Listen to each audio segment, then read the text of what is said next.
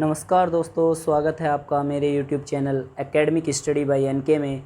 आज मैं आपके लिए फिर से लेके आया हूँ एक्टिव पैसिव वॉइस सीरीज़ का एक और नया टेंस। इस टेंस का नाम है फ्यूचर इंडेफिनिट टेंस। तो इंडेफिनिट सीरीज़ का ये लास्ट टेंस होता है, फ्यूचर इंडेफिनिट टेंस।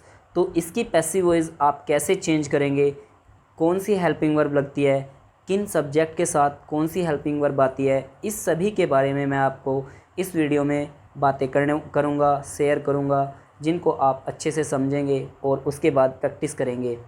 तो स्टार्ट करते हैं आज की video. Active passive voice future indefinite tense. तो सबसे पहले अगर बात करें तो फ्यूचर इंडेफिनिट टेंस में हेल्पिंग वर्ब होती है विल या शैल प्लस वर्ब की फर्स्ट फॉर्म। तो जब पैसिव वॉइस चेंज करते हैं विल या shall plus be plus verb की थर्ड फॉर्म।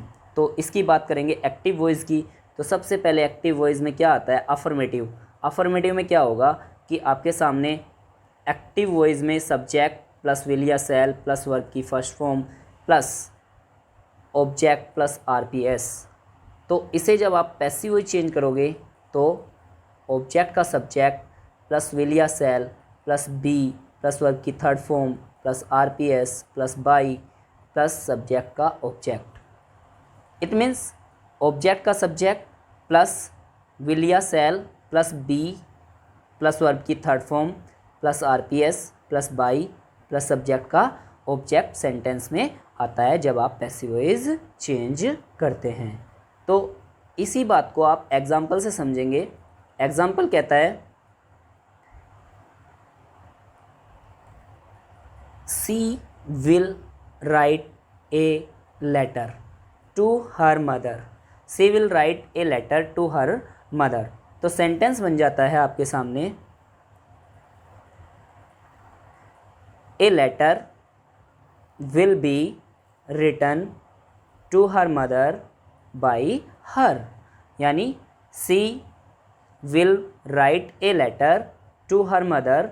तो सेंटेंस बनेगा a letter will be written to her mother by हर।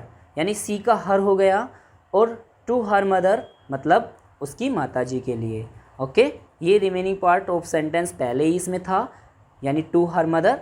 तो ये आपको कहाँ लेके गए आप, वर्ब के जस्ट बाद, यानी रिटन के जस्ट बाद टू हर मदर आया और जो सब्जेक्ट था सी उसका बन गया बाई हर। ओके, तो आगे चलते हैं नेक्स्ट क्वेश्चन पे, नेक्स्ट एग्जाम्पल पे। नेक्स्ट एग्जाम्पल कहता है father will ask me some question. Father will ask me some question. अब इसमें दो ऑब्जेक्ट हैं, एक तो मी ऑब्जेक्ट है और एक सम क्वेश्चन ऑब्जेक्ट है इसमें। अब मैं आपको दोनों ऑब्जेक्ट से आपको सेंटेंस बना के दिखाने वाला हूँ। पहला सेंटेंस जो बनाता हूँ मैं मी से बना देता हूँ, यानी मी से आपके सामने मैं सेंटेंस बना के दिखा रहा हूँ, ध्यान से देखना। यानी मी का सब्जेक्ट का ऑब्जेक्ट, ऑब्जेक्ट का सब्जेक्ट चेंज करेंगे हम। तो मी का क्या बन जाता है आई, फिर आई के साथ शैल बी, फिर उसके बाद asked, I shall be asked some question, उसके बाद by my father. I repeat again. क्या हुआ कि सेंटेंस में सबसे पहले मी का आपने ऑब्जेक्ट का सब्जेक्ट बनाया, तो I shall be asked some question by my father. और इसी सेंटेंस को अगर आपने दूसरे टाइप से बनाना तो सम क्वेश्चन से आपको ये सेंटेंस बनाना पड़ेगा। और सम क्वेश्चन से कैसे बनेगा, some question will be asked to me by my father. यानी आएगा सब में, दोनों में ही बाद में बाय माई फादर, बट एक में टू मी आ जाएगा और एक में सम क्वेश्चन क्या बन जाएगा, remaining part of the sentence. Okay, आगे चलते हैं नेगेटिव में। सॉरी, नेगेटिव कहता है सबसे पहले स्ट्रक्चर की बात करेंगे। तो स्ट्रक्चर आपके सामने आ जाता है सब्जेक्ट प्लस विल या shall plus not plus verb की first form plus object plus RPS. तो जब इसकी पैसिव वॉइस चेंज करते हैं तो ऑब्जेक्ट का सब्जेक्ट प्लस विल या shall plus not plus be plus verb की third form plus RPS plus by plus object का सब्जेक्ट, यानी सब्जेक्ट का ऑब्जेक्ट।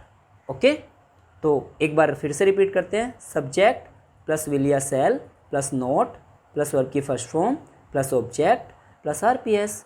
तो जब इसका पैसिव चेंज करोगे तो ऑब्जेक्ट का सब्जेक्ट विल या shall plus not plus be plus verb की third form plus RPS plus by plus subject का ऑब्जेक्ट। ओके, बात करते हैं, इसी बात को समझते हैं एग्जाम्पल से। आ जाते हैं एग्जाम्पल की तरफ। सबसे पहला एग्जाम्पल है, you will not take some food. You will not take some food. तो सेंटेंस बनेगा some food will not be taken by you. Some food will not be taken by you. Okay, उसके बाद next example ले लेते हैं, I shall not drive this car. I shall not drive this car. तो sentence बन जाता है this car will not be driven. This car will not be driven by मी, क्योंकि आई का ऑब्जेक्ट क्या हो जाता है, मी।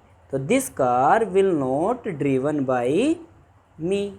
ओके, बात करते हैं नेक्स्ट आगे इंटेरोगेटिव की। तो बात करेंगे इंटेरोगेटिव में।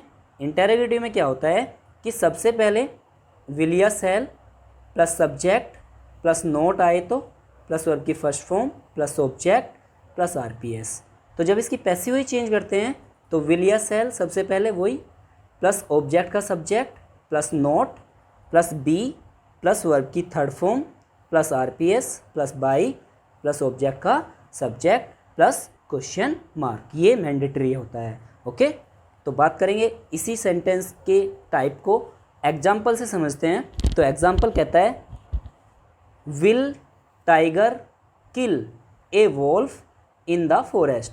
तो इन द फॉरेस्ट सेंटेंस में आरपीएस आ गया, ए वोल्फ ऑब्जेक्ट हुआ और किल क्या हुआ, वर्ब की फर्स्ट फॉर्म हुई, और आपके सामने टाइगर सब्जेक्ट हुआ और उसके बाद विल क्या हुआ, हेल्पिंग वर्ब। तो जब इसका पैसिव चेंज होगा तो will a wolf be killed in the forest by tiger.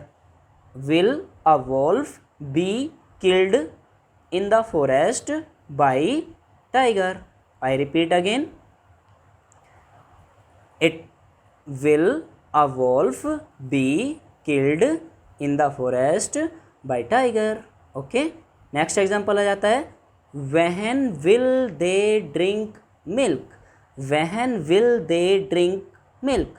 तो इसका पैसिव जो चेंज होता है, when will milk be drunk by them. When will milk be drunk by them. यानी सेंटेंस का जब इंटेरोगेटिव डब्ल्यूएच टाइप का आ जाता है तो डब्ल्यूएच टाइप के वर्ड पहले लगते हैं, फिर उसके बाद विल या सेल प्लस ऑब्जेक्ट का subject plus be plus verb की third form plus by plus object. Okay, RPS अगर नहीं दिया हुआ है तो when will milk be drunk by them. तो ये था आपका फ्यूचर इंडेफिनिट टेंस। आशा करता हूँ आपकी समझ में आ गया होगा। यदि आपको किसी भी टेंस के रिगार्डिंग कोई क्वेरीज़ है, कोई डाउट है, तो आप मुझे कमेंट सेक्शन में ज़रूर कमेंट करके बताएं।